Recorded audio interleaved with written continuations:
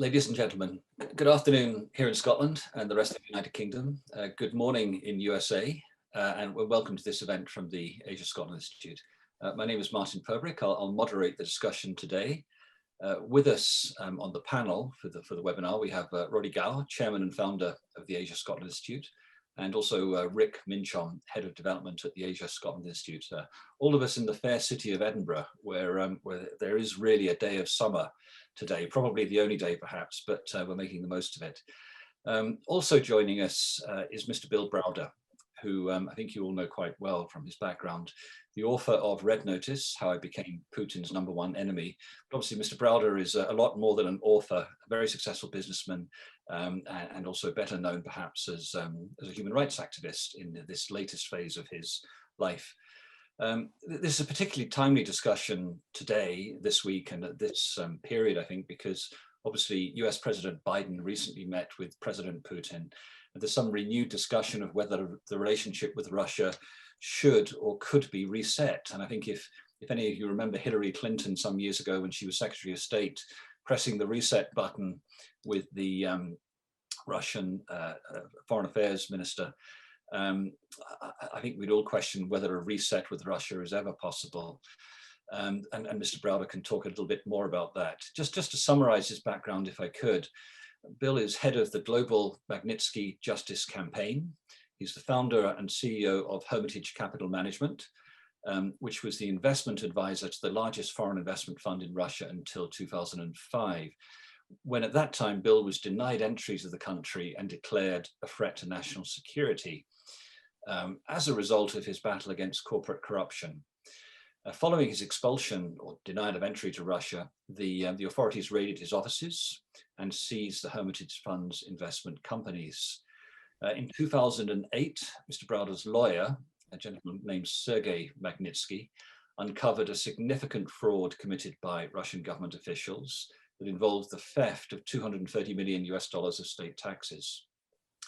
Mr. Magnitsky testified against state officials involved in the fraud. He was subsequently arrested, imprisoned without trial, tortured it seems, spent a year in prison where he died in November 2009.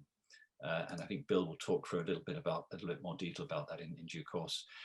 So since then, Mr. Browder has started a global campaign for governments around the world to impose targeted visa bans and asset freezes on human rights abuses and corrupt officials.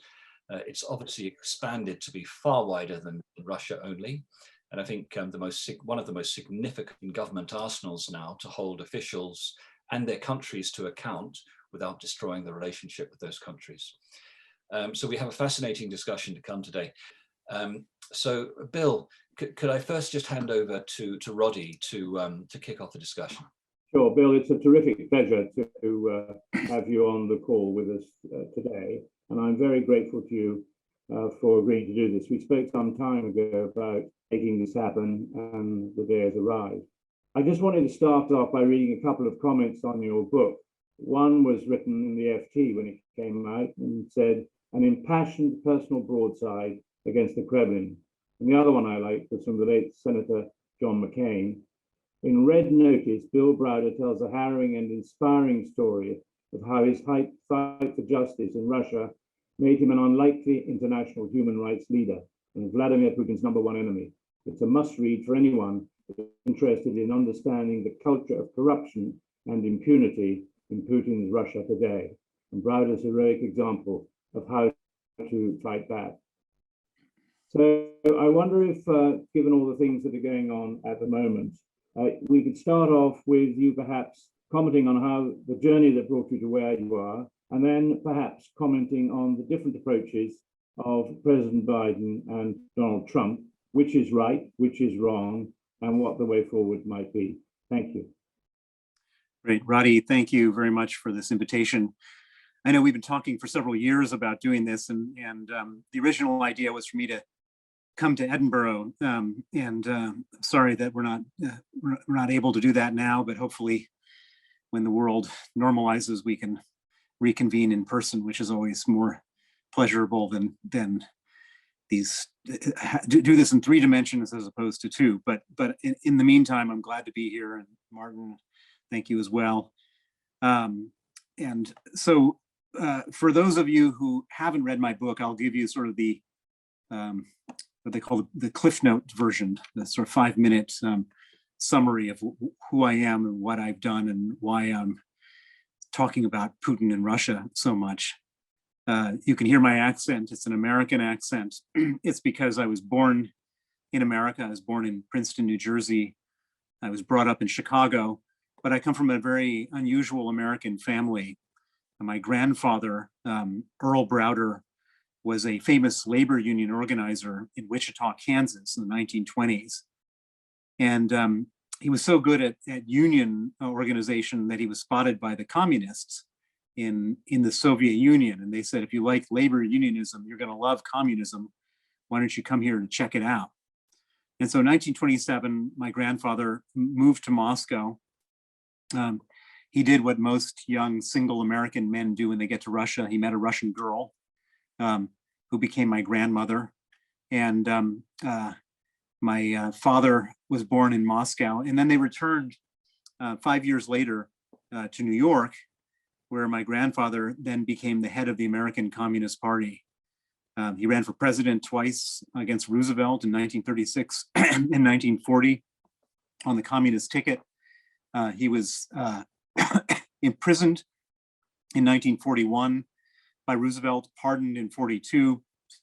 He was then kicked out of the Communist Party in 1945 for being too much of a capitalist, and then persecuted viciously in the 1950s during the McCarthy era for his communist background. So that's my family legacy. I was born in 1964. I'm 57 years old. And when I was going through my teenage rebellion, I was trying to figure out a good way to rebel from this family of communists. And I came up with the perfect idea, which was to put on a suit and tie and become a capitalist. And that really upset my family. So I became a capitalist, which was done in rebellion. I went to Stanford Business School, and I graduated Stanford in 1989, which was the year the Berlin Wall came down. And as I was trying to figure out what to do with my life post-business school, I had this epiphany, which was if my grandfather was the biggest communist in America and the Berlin Wall has just come down, I'm going to try to become the biggest capitalist in Eastern Europe. And that is what I set out to do. And that is what I actually achieved. I eventually moved to Russia at the beginning of the Russian privatization program.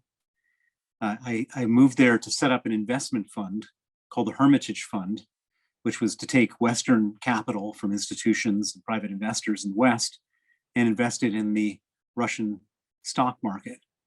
So I started investing in 1996, and my fund eventually grew to become the largest foreign investment fund in the country. Now, the problem was that I was investing in all these big companies that are pretty well known now, like Gazprom, the national gas monopoly, Sberbank, the National Savings Bank, and various other companies. And I was discovering in every company I was investing in, they were basically being robbed blind by these oligarchs who controlled the companies. And so in a country where there is no rule of law, where there's no regulators, there's no police, I mean, I should say there's no police or regulators. There are police and regulators. They just don't police and they don't regulate. I had to come up with a way of fighting with this corruption, because if I didn't, they were going to effectively steal all the money of my clients. And so I came up with this interesting way of dealing with it, which was to research how they went about the stealing. We called it stealing analysis. And then to take that research and share it with the international media. And I started launching what are known as naming and shaming campaigns against these Russian oligarchs. And at the time that I launched them, it was roughly around the same time that Vladimir Putin had just come to power. And Putin and I had this alignment of interests, which was that Putin was fighting with the same people I was fighting with. The oligarchs were stealing power from him at the same time as they were stealing money from me. And I've never met Vladimir Putin to this day, and I've never spoken to him, but there's this expression, your enemy's enemy is your friend. And so every time I would publicize one of these scandals, Putin would step in and do something about it. Not because he cared about honesty and transparency, but he wanted to go after the same people I was going after. And so for about 4 years, I had the most glorious life you could ever have, which was exposing corruption, doing good, and making money in the same job. It's very rare to have those things all in the same job.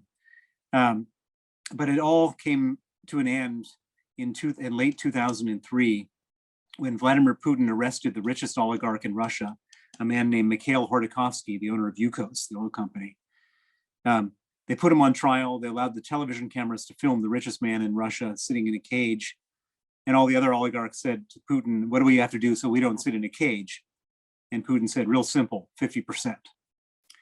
Not for the government or for the presidential administration of Russia, but for him personally.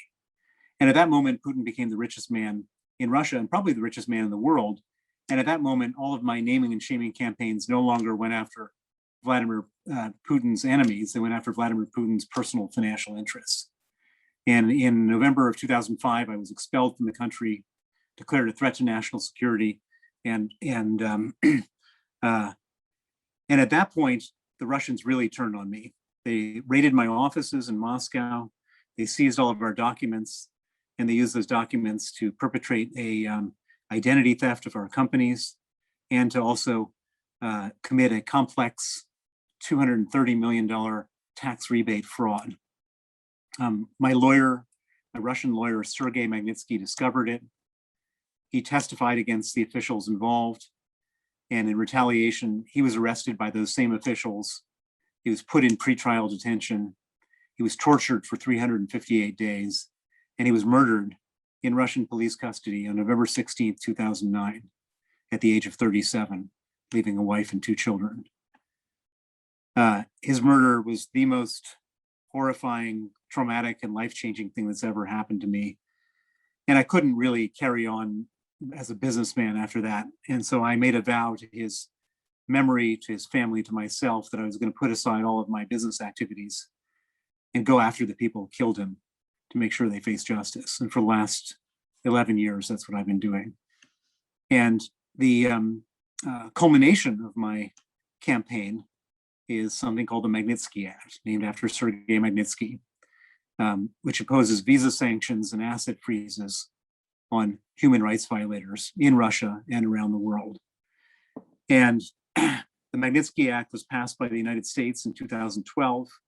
It was then broadened by the United States in 2016 to include not just Russia, but everywhere around the world.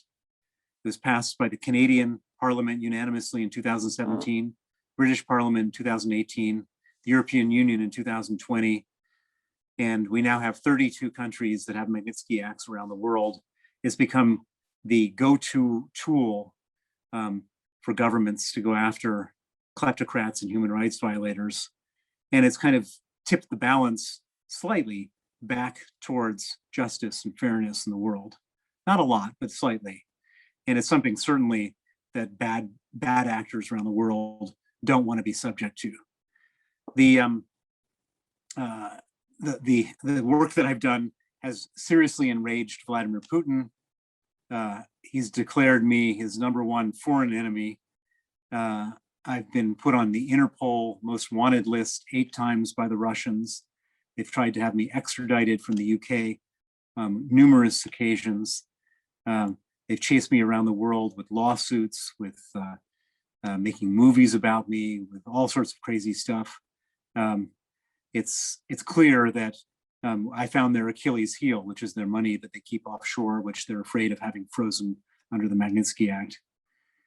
The work that I've done over the last 11 years has also made me quite knowledgeable about the psychology of Vladimir Putin. And Roddy, you asked what I thought of this most recent summit. And one of the things which I've remarked publicly, and I'll share with you today, is that Vladimir Putin has been a very bad actor on the international stage for a long time.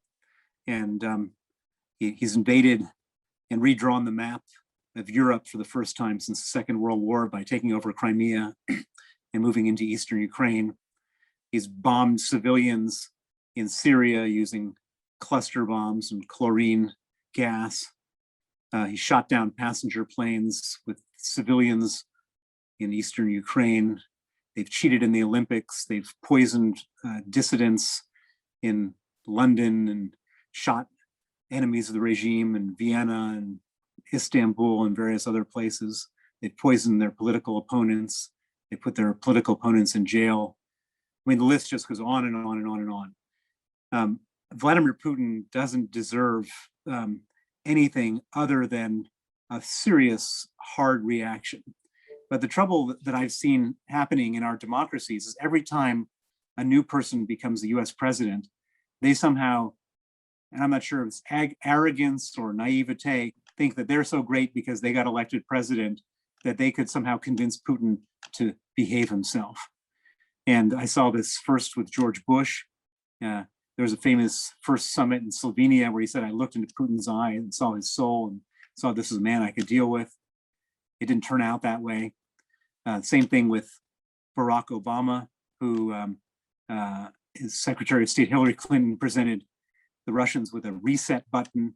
They wanted to reset relations with Russia. Didn't turn out so good that way. And then there was Trump with his whole I want to be buddies with Putin thing. That didn't turn out so well either. And now you have Joe Biden, who's been around the block a million times. He's been in the Senate for more than 30 years. He knows what Putin is up to. And he somehow thought he could go and sit down with Putin in Geneva and convince him to behave himself. And of course, that didn't happen. And I viewed before the summit even took place, I said, and I continue to say that who's going to be the winner from this summit? It's going to be Vladimir Putin, because he's going to go to the summit. There's going to be nothing that comes out of it other than the fact that this malign head of state, really, I wouldn't even call him head of state, this mafia boss who's been done all these terrible things, is going to be given an audience on equal footing with the most important man in the free world. And he'll be able to go back to Russia and tout that and show what a great guy he is. And that's what he's done. And that's been the only upshot of this summit, is that he's been able to do that. Joe Biden and the Western democracies got nothing from this summit. And the idea of giving Putin this gift is a very naive one, and one that I strongly disagree with. Could we dwell on that just a little bit longer, Bill? Because I think this is an important question for many people listening into this, which is US-Russia relations and Western countries' Russia relations. Should we blame Biden personally for this? I mean, was it a personal decision, or is it a move by the current US administration and their foreign policy team, which is a pretty strong foreign policy team? I think a lot of us, especially in UK, have a great deal of respect for Blinken, who's projecting your country pretty credibly at the moment. But stepping back from a foreign policy perspective, what does the US hope or need to gain from Russia? And then can it gain anything? I mean, I think you've almost answered the second part of that question, but obviously what's uppermost in the mind of Western policymakers for decades is a strong alliance between the Russian Federation and the People's Republic of China. Even worse, a strong alliance between the Russian Federation, the PRC, and Iran. So Kissinger did a great job of splitting the PRC away from the USSR in the early 1970s. Is it credible, or is it possible that the US can do the same, sort of reverse engineer this and split the Russian Federation away from such a close alliance with the PRC? Is that what they seek, or do you see this more as a personal move by Biden? Well, so first of all, I don't condemn the U.S. I don't condemn Biden or the U.S. Foreign policy establishment overall in their approach to life. I condemn them for this specific decision to give Putin the gift of a summit. I think there's a lot of things that they are doing which I agree with, and certainly it's like stepping into warm water after having this horrible Trump situation for 4 years. Where and by the way, just a little aside, at the last summit, between the United States and Russia when Trump was there. One of the main deliverables of the summit was Putin wanted Trump to hand me over, Bill Browder, over to the Russians. And Trump said he thought that was an incredible idea. And so, this was a far better summit than that from my own personal perspective. So I don't condemn them. I think there's a lot of good things they do, and they're very capable people. But this was a stupid idea to do this summit. And I think this comes back to the same people, which were all part of the Obama reset team. And these people, what they don't understand, and this is really important, is that we have no impact over how Vladimir Putin behaves. He behaves the way he behaves because of his own domestic position. So he's a kleptocrat. Vladimir Putin is a man who has stolen an enormous amount of money from his own country. I think he's the richest man in the world. And that money should have been used to pay for medicine and roads and education and other things for the people of Russia. And after 20 years, people kind of notice that they're still poor. And who got all the money? Putin and a bunch of other, 1,000 other people at the top of the Russian political system. And after a while, they're going to be angry. You get angry if you're hungry. You get angry. And now, there's the theory that Russia is a democracy. People still go to vote for president and so on and so forth. And so he has to make sure that the anger, and it's not a real democracy. Don't misquote me in saying that. But the Russian people, he has to take the anger of the Russian people and redirect it somewhere, because it can't be directed towards him, which is the natural place it would go after 20 years and everything still being bad.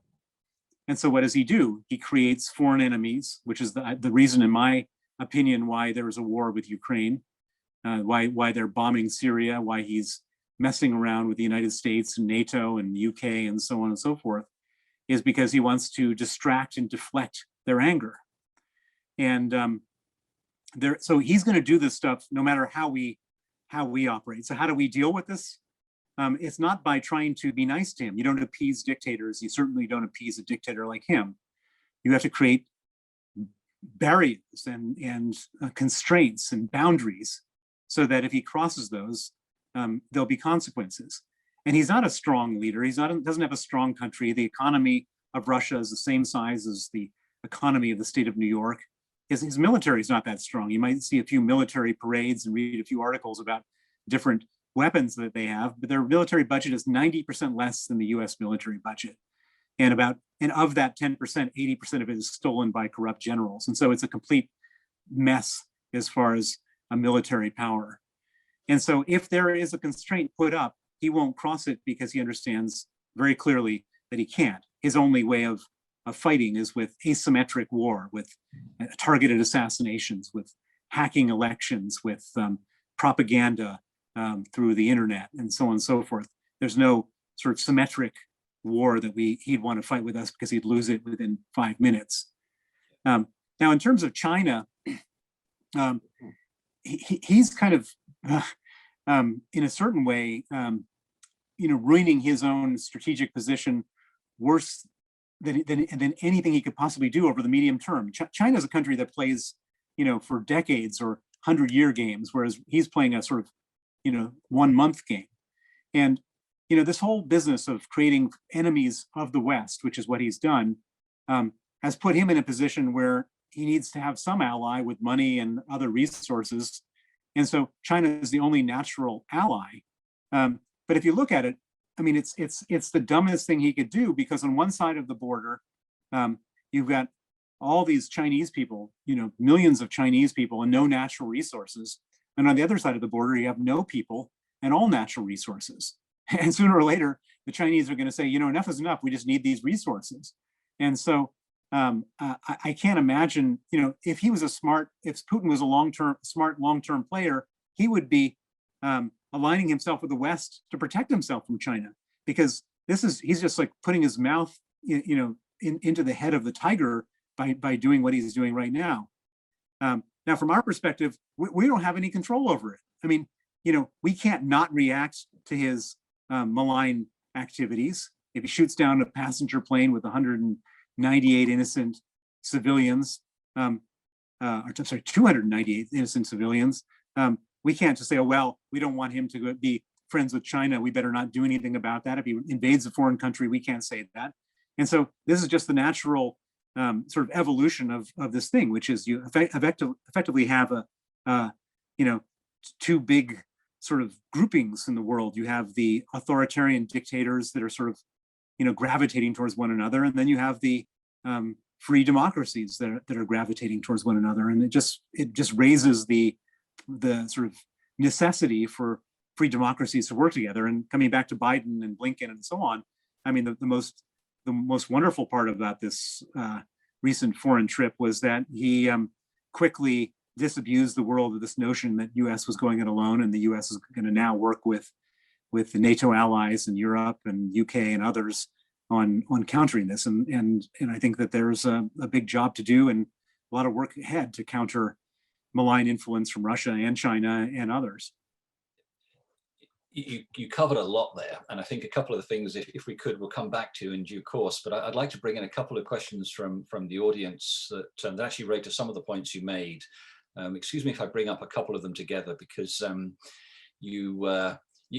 I should also say, as a former police officer myself many years ago, being on an Interpol red list doesn't by necessity make you guilty of anything. And so, Bill, the fact that you were on a red notice doesn't make you guilty. And actually, the PRC does that quite often now with business people wanted for corruption. So it's a tool that unfortunately is abused quite often. But in relation to that, in relation to Vladimir Putin's pursuit of you, I'd have to ask this question from the audience. Unfortunately, it's from someone anonymous, but I think it's a good question. It's widely rumored that Putin is on the ASD spectrum, specifically Aspergers. Your thoughts? If so, how has this condition factored into your thinking on how to deal with him? It's a fair question, because clearly you've been pursued quite rigorously. The only other example of such a pursuit that comes to mind to me is Salman Rushdie many years ago with a fatwa issued against him by Ayatollah Khamenei. It seems rather similar. So how have you approached this?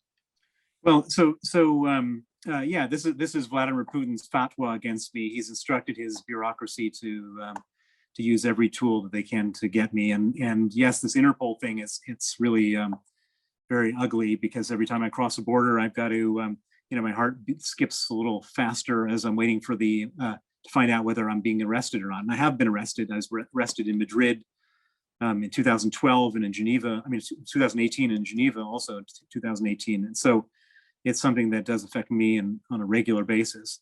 I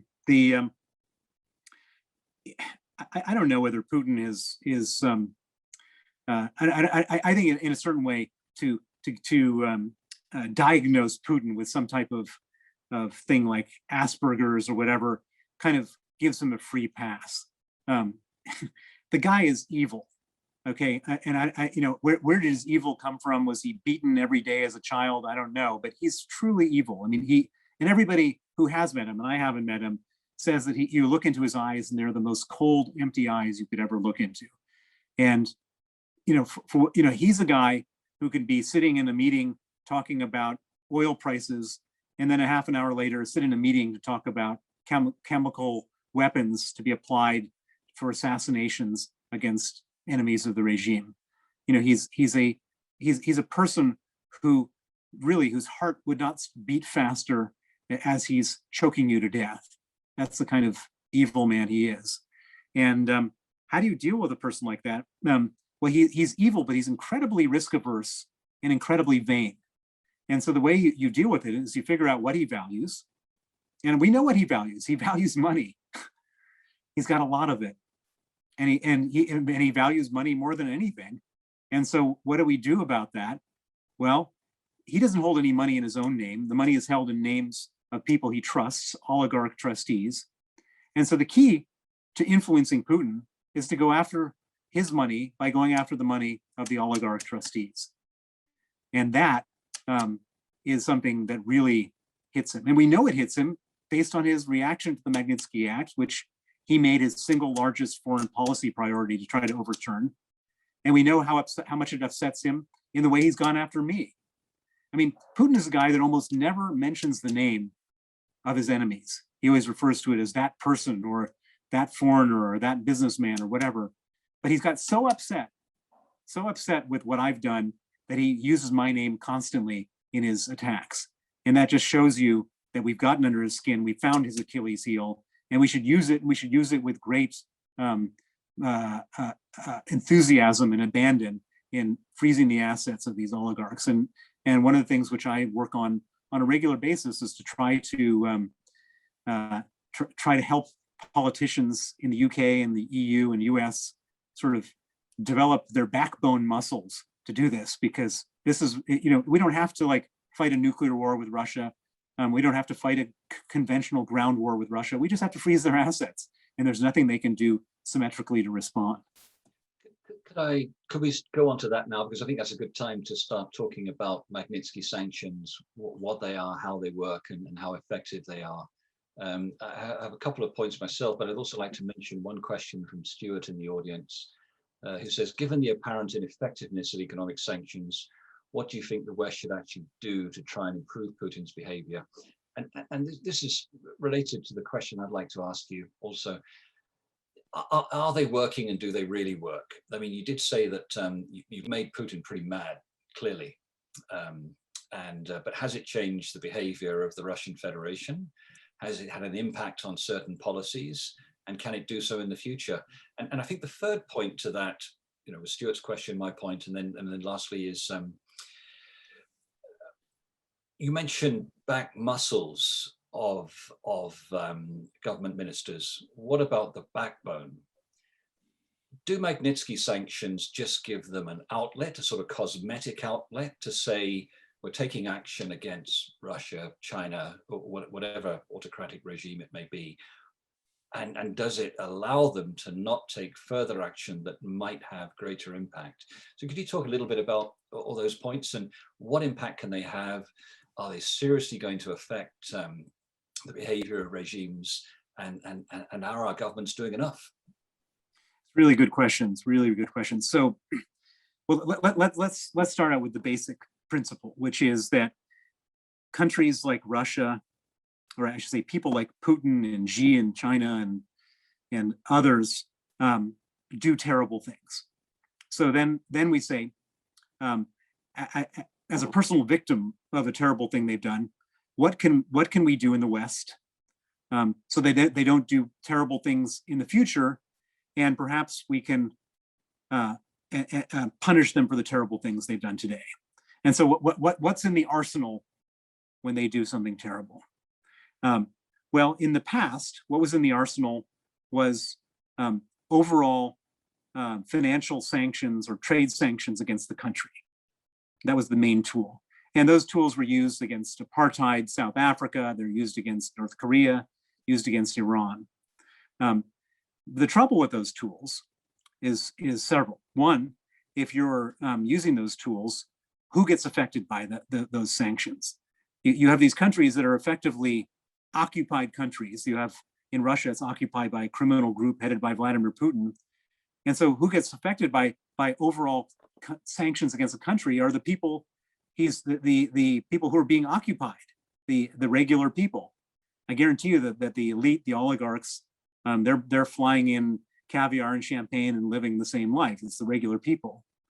The second problem with those sanctions, so they affect the wrong people. And the second problem is that it's such an enormously high bar to clear that it's almost impossible to convince a politician or a group of politicians or a government to do that. And so you can only do it in very special situations where the regime has just completely discredited itself. You could never do that against Russia. You could never do that against China in the current world we're living in. And therefore, if that was the only tool, then you do nothing. And so the idea of Magnitsky sanctions is to say, okay, instead of punishing the average person, which we don't want to punish, we want to punish the people, the perpetrators, why don't we just target the perpetrators specifically? It's kind of like a modern day cancer drug. The old drugs almost killed the patient to kill the cancer, but now the modern day cancer drugs seek out the cancer cells and just attack them by themselves. That's what the Magnitsky Act is, to sort of target very specifically the people who did the bad actions. And we're living in a world now. So it used to be, let's say, if you go back 30 or 40 years, the Khmer Rouge, who were doing horrific atrocities, they weren't going on vacation to Sardinia and Saint-Tropez. But the people in the Putin regime are, I guarantee you that. You can see them on the streets of both places. And because of that, because of the sort of globalization of the world, and because bad actors now want to do their terrible crimes in their country and then enjoy all the West has to offer, we now have this great opportunity, which is to cut them off from that, which is something that hurts. Now, from the questions that you asked me, it's absolutely correct that conducting a genocide against the Uyghur people in China is such an atrocious thing that freezing someone's assets and banning their travel is certainly not commensurate. And I think that probably a lot more needs to be done in reaction to that. But the Magnitsky sanctions do have an enormously powerful effect because it's so targeted. It goes directly after the people who care or who do these things. And the Magnitsky sanctions ruin their lives. And the way I can explain it, and we were talking about this before the webinar started, but Carrie Lam has been sanctioned under the Magnitsky Act for her the terrible stuff she's done in Hong Kong. And the moment after she was put on the sanctions list, HSBC closed her bank account. And the governor of Hong Kong gets paid, or the chief executive of Hong Kong gets paid a lot of money. And so she has to receive her money in cash in shoeboxes that she has to keep at her home, which is just one example. But basically, the moment you get put on the Magnitsky list, your financial life is ruined. And it's not just ruined with US banks, it's ruined with banks from all over the world, because no bank wants to be in violation of US sanctions, because if they are, they could eventually get removed from being allowed to trade, to conduct business in dollars. And if you don't do business in dollars, you're no longer a bank. And so every bank will fire a client who is on the Magnitsky list, on the US sanctions list, because they don't ever want to be in that situation. And so if you're somebody who gets put on the Magnitsky list, your life is over. No company will do business with you, no international company will, no bank will do business with you. And all of a sudden, you're effectively an international financial leper. And so then the question is, does this have an impact? And the answer is, it's got a lot more of an impact than doing nothing. That I can say for sure. It's very difficult to measure what things Putin hasn't done because of the Magnitsky Act. All we can look at is what he has done. But we can't make a list of things he might have done that he didn't do because he was worried about his assets being frozen. And my thinking is, coming back to the whole policy question, we're only at the very beginning of this whole Magnitsky program. And to make it effective, the right people have to be sanctioned. And I would argue that it's really been very timid so far, coming back to growing backbone and back muscle. And it needs to be applied to the people who are the money people who support these dictators, the money people that support Putin, that support Lukashenko, et cetera. And the more effective, I should say, the more that we sanction the real money people, the more effective these tools of Magnitsky sanctions will be. And then you'll start to see real change in behavior. But until these sanctions lists include those people, the criticism that this is an easy way out is not an invalid one. But hopefully, with time, with pressure, and with familiarity, that we'll see better sanctions lists and more effect. You do seem to be agreeing with the question there, I think, and Carrie Lam may be an example. There are several aspects to that. For example, the US has imposed Magnitsky sanctions on Carrie Lam and other government officials in Hong Kong, but the UK has not. And it's obviously very apparent that they have not, whilst the government here, their criticism of the administration in Hong Kong has been quite strong, but the tangible action has been non-existent. And also the officials that are sanctioned, one would have to question what influence someone like Carrie Lam actually has, and whether sanctions on her are effective. Should sanctions really be ratcheted up to much more senior government officials and much more senior people in business? And how do you do that? I mean, and I guess that's leading into the question next. So where do Magnitsky sanctions go next specifically? What are you working on next? Because we've put in the preamble for this event online that you're working with other governments on the construction of Magnitsky sanctions from places like Canada, for example. So where does that go? And also, how are Magnitsky sanctions improved going forward? Well, in order for this to really work, so let's say that the U.S. sanctions someone. They can still travel to Europe. They can still buy property in the south of France in euros, or thing in Switzerland in Swiss francs. And so for sanctions to really hit hard and to bite, you need to have all the countries working together. And the first time we saw that was recently, where the EU, the US, Canada, and the UK all sanctioned a small number of Chinese officials over the concentration camps in Xinjiang. It was the first time we saw this sort of harmonized sanction program coordinated among sort of the coalition of the willing and the most important places where people keep their money. And I think that's the model going forward, which is to multilateralize these sanctions. And in theory, the UN, which by the way, I think is a total failed international political experiment. This would be, the UN should do this, but how do you have the UN doing it if China and Russia veto it, or if Saudi Arabia and Angola are on the Human Rights Council? And so effectively what the Magnitsky sanctions are is creating a new coalition of the willing, the coalition of real democracies in working together. And my hope, and I think this is going to start to happen, is that you start having international Magnitsky conferences where they roll out these sanctions against some of the most egregious dictators, kleptocrats, and money men for those people around the world. And there are still countries that are missing from our sort of coalition of the willing. I'm working on Japan and Australia and New Zealand and Taiwan right now. I think they're all on deck to add Magnitsky acts. And then we need to see this real coordination start to work. And you mentioned Carrie Lam. It's a perfect example. The US sanctioned Carrie Lam, the UK didn't. Why didn't the UK sanction Carrie Lam? They should. Similarly, just a few days ago, over the Lukashenko bringing down of the passenger plane to kidnap an opposition journalist, the EU has sanctioned Mikhail Gutseriev, who is alleged to be one of Lukashenko's money men. But the UK hasn't. Why has the UK not done that? And Gutseriev has got a lot of property in the UK. And so this has to be coordinated.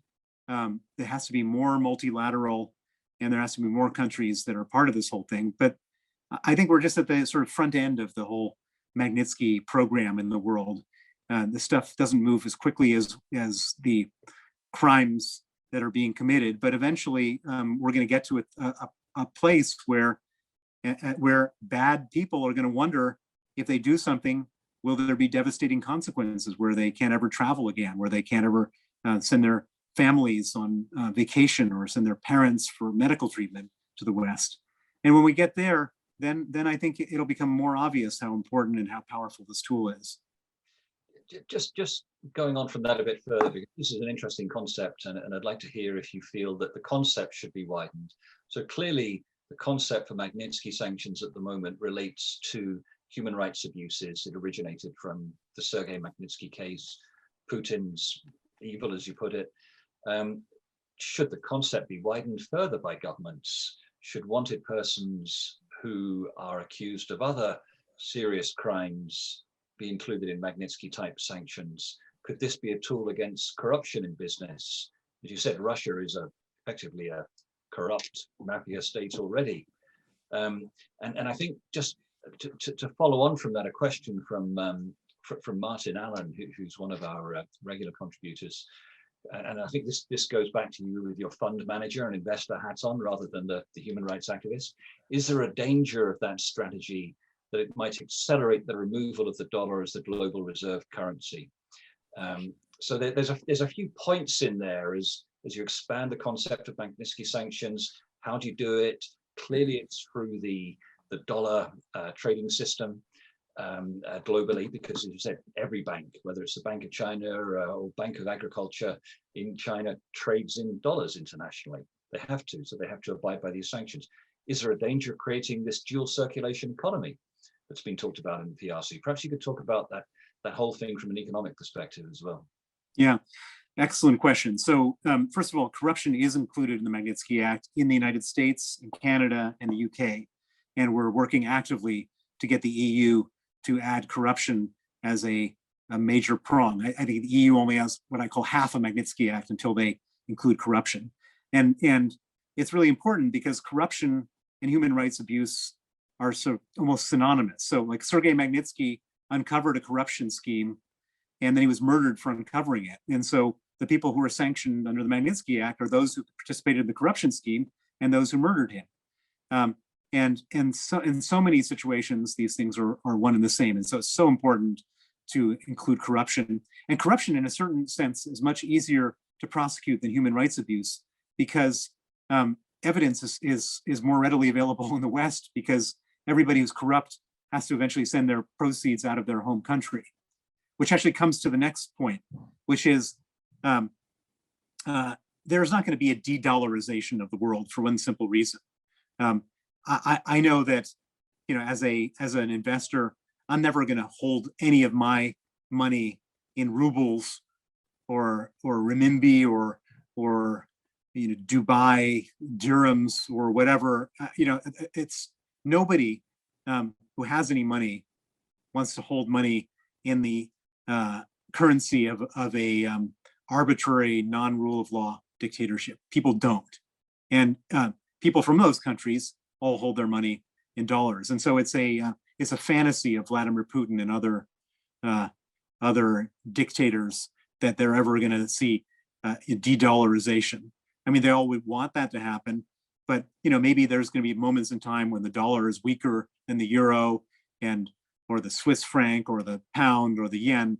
But these are reserve currencies. These are currencies where there's some, you know, non-arbitrary reasons for why they have some store of value. And yes, there's a lot of money printing going on in the world. And yes, that means that maybe all currencies are going to devalue relative to certain hard assets. But in terms of, you know, is anyone going to want to store their wealth in China, in Chinese currency? The answer is no, it's not going to happen. And so, you know, these guys can all, you know, convert their dollars to other currencies and hope for the best. But that you know, when they're thinking about their reserve, you know, their central bank reserves, as Putin is doing, but that's not going to help him, and that's not going to be the way the world ends up developing. Just to ask a specific question, if I could, from one of our regular contributors, Angus Tulloch. Which country governments are most helpful and least helpful applying Magnitsky sanctions? I think we pretty clearly know which are most helpful, which are least helpful, and what are the biggest obstacles? Why aren't these sanctions more widely accepted now? Well, this is all early days, but so the most helpful and the most aggressive country is the United States. The United States has put more than 500 individuals and entities on the Global Magnitsky list, and it's a major part of its. President Biden has declared corruption a national security, international corruption a national security priority, and is going to go after it using Global Magnitsky and other tools. And so the U.S. is really upfront, heavily leading the charge. The UK has recently sort of joined the U.S. in using Magnitsky and doing it together. In very recently, I should say, because the Magnitsky Act has only sort of formally been approved since last summer for implementation, and corruption has only been formally approved very recently. The worst place is the EU. And why is the EU bad? First, as I mentioned, it's only half a Magnitsky Act because corruption is not included, but there's one huge problem in the EU. And that is that EU foreign policy is driven by a requirement, a legal requirement in the EU, that all member states have to agree unanimously on whatever that foreign policy is. And so anytime the sanctions list is being created, all it takes is one country to say no, and they can veto it. And so you've had a bunch of situations where where Vladimir Putin, for example, has got a very strong personal friendship with Viktor Orban, Prime Minister of Hungary. And so Viktor Orban, for a number of years, vetoed the whole idea of a Magnitsky Act. And it was only when we could apply other pressure to Orban that we got him to back off. And so the EU could do this. But you constantly have people like Orban and Cyprus and Malta using their veto power to either stop or water down tough EU foreign policy and tough EU sanctions. And I'm afraid that that's going to continue as long as this unanimity requirement exists. And so as people think about Brexit, for example, I was somebody who really, for a lot of reasons, wanted to stay in Europe and voted to stay in Europe when I was, and I should point out that somewhere in this conversation, someone was assuming that I was American. I'm actually British. I've been here for 30 years. So I voted to stay in.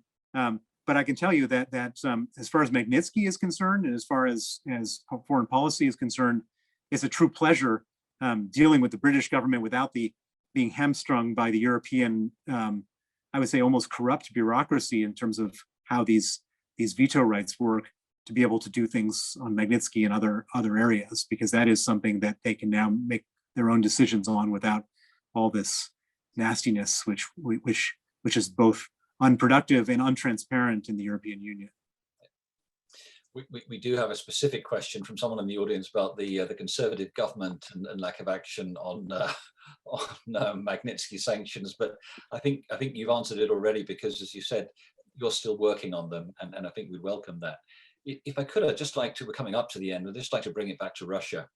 And you did talk earlier a little bit about what I think has also been called the grey zone. So asymmetric warfare conflict from Russia, because, as you said, from symmetric conflict, they would probably lose. I don't think anyone expects T-80 tanks to be driving across the Western European plains towards what? And clearly that's not something we would expect them to do. But asymmetric warfare, the grey zone, is what they've become very good at. And they clearly recaptured large territory even by doing so, the Crimea. How is that going to develop, do you think? And just to mention a specific point that Gary Bukovicki, old friend in Hong Kong, has brought up about the incident in the Black Sea yesterday. Yeah. Saw the UK destroyer allegedly was fired on by Russia, but it seems there's a wider story to that. And again, that's part of the information warfare that they use. Can you talk a little bit about that concept and where the Russians will take it? Well, so the Russians are playing with a very limited degrees of freedom here. As you say, they can only do asymmetric warfare, but so can we. And so we don't have to fight them. There's not going to be a nuclear war, nor is there going to be a conventional war. And what we have to do is really punish them, in a way that makes it painful when they start doing these things. And this business of interfering in our political process, of hacking pipelines in America, of shutting down meat production, there should be, a painful response for doing that from the U.S., from NATO, and the painful response, as I've mentioned before, is we don't have to shut down their pipeline. We could just freeze their assets, because that's our asymmetric response. And it's it's so obvious, but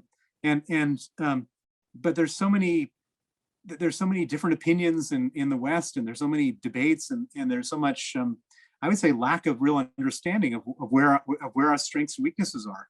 But as long as these people have enriched themselves and keep their money in the West, we can hold them hostage, and we should, and we're not. And that's the easy answer to this whole thing, which is, if they shut down a pipeline, we should sanction an oligarch just the next day, plain and simple. And you know what? Our pipelines won't get shut down the next time. It's real easy, and we'll figure it out. The trouble, it's to sort of get to a sort of consensus on this stuff. It takes a while, but it's sort of obvious, and eventually we will get there. And it's just frustrating in the meantime. And as far as that warship goes, that was being fired on, we don't recognize Russia as the rightful owner or sort of controller of Crimean territory. We were going through Crimean waters, and they fired on us. That was an act of war. If they did fire on us, or whatever they did, they certainly. I was listening to the BBC of a journalist on the boat as warplanes were going by. So there certainly warplanes were strafing the boat. But we should continue to go through Crimean territorial waters because they're waters that belong to Ukraine. And if there is a military response, then all of NATO should line up. And this is all about positioning. This is all about signaling. And Russia shouldn't be given the latitude to scare us away. And we should continue to stand up tall and support our allies and support Ukraine and not recognize either by default or de facto Russia's control of Crimea, which is what that whole incident was about. Bill, I would say that while many politicians don't have some backbone, you certainly do. And it really is an absolute pleasure to hear your experiences and your views in standing up to Vladimir Putin, which many people don't have the guts to do. And clearly it's brought you a great deal of pain, I would imagine, in some ways, but really impressive to hear your story. And as we ended on a sort of military comment, I wonder if I could hand back to a military man, Roddy Gall. Roddy, could I hand over to you for closing, please? Martin, thank you. And Bill, thank you very much. A military man of long ago. But I'm very interested in your comments on how small the military budget of Russia is. I think you said it's less than 90%. The American budget is 90% higher, as I understand it. It's 10 times. The U.S. military budget is 10 times greater than the Russian military budget. That doesn't seem to worry Vladimir Putin much, because of course we are always concerned about their expansion in the Arctic and the North and the threats they appear to pose to the Baltic countries. But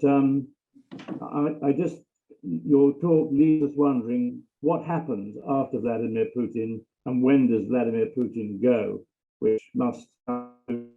Could you just comment on that? So Vladimir Putin cannot withdraw from power without losing the money that he's accumulated and going to jail. And so Vladimir Putin will stay in power into the end of his natural life if he can. And that is his objective and that is his plan.